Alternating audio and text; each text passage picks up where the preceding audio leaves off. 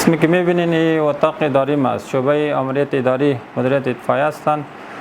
تمام اوراق و اسناد مربوط اطفایه میشه. در اینجا آرشیف است، در اینجا میباشه و کار امور اداری اطفایه از اینجا کنترل میشه، از اینجا ترتیب میشه.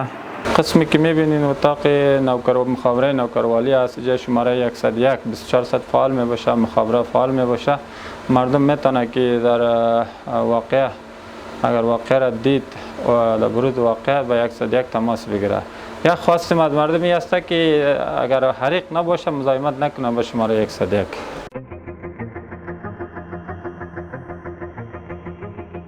خوشبختانه تیم ما، تمام پرسنل ما مجرب مسلکی است، به طور 24 ساعته در خدمت همشهریان عزیز است.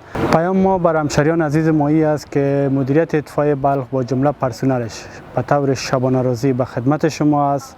خدای ناخواسته خداوند حریقا را دور داشته باشه. در صورت کدام وقوع آتش سوزی هر چیز زودتر شما در شماره های مدیریت اطفایه تماس بگیرین هنگامی که آلارم اطفایه را میشنوین. این پیام ما برای کسایی است که در سرک در جاده ها وسایط دارن. آلارم اطفایه را که میشنون هر چیز زودتر سرک تخلیه کنن که ما به زودترین وقت بر سه وقت تا جای برسیم و حریق خاموش کنیم، نگذاریم که همشهریان ما خساره‌مند شوند.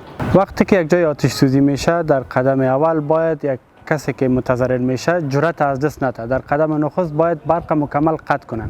اگر امکاناتش باشه خودشان حریق خاموش کنه.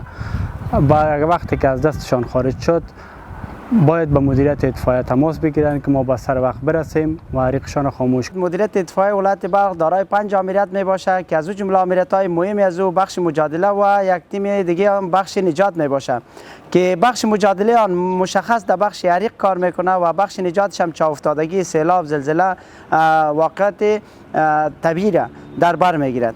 ما 5 نوع داریم. از نگاه مسلک اطفایه 5 نوع داریم که انواع 5 نوع از وا که حریق فلزات است، گازات است، مثال بخشای ارگانیکی و بخشای حریقای چوب و مثال از این قبیل است که هر کدام از یا به نوع خودی از یا خاموش میشه.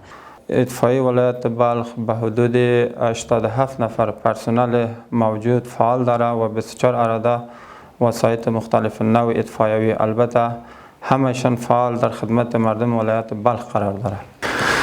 در سال 1403 البته به حدود 135 واقع حریق داریم در نواحی مختلف شهر ولایت بلخ و 16 میلیون خساره داریم.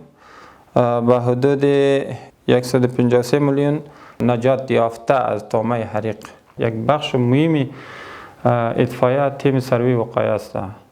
اونا همه روزه میبرند در شهر، در بازار، در مارکت، در تانگای تیل و گشت گذار دارن. مردم از راهنمود اطفایه مردم آگاهی میده. مثلا خدای نخواسته کدام جایی که لاین پرسوده یا کدام پلاستیک پرسوده، کدام چیزی که آتش زا هستن او را با چشم ببینه، مردم آگاهی میده که از اینجا دور کو، از اینجا وردار. اگر خدای نخواسته کنیم بروز واقع آتش سوزی میشه، مردم با 101 باید تماس بگیره. شماره 101 ما 24 ساعت فعال است و شماره دیگه داریم، شماره دفتر یا نوکروالی در دسترس مردم قرار داره. در هر جا در بازارها در لوحه نوشته هستند، از جا بگیرن، به آن واحد اطفایه را خبر کنه و کارمندان اطفایه در محل واقع خود میرسنه. انشالله جلوگیری از این واقع خطرناک میشه و میگیره.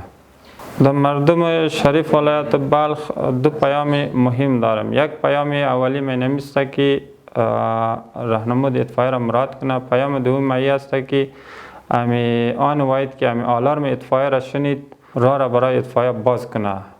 تکسیوان باشه، رعیت باشه، ملت باشه، حکومت باشه، هر کسی که باشه باید راه را برای موتور اطفایه باز کنه.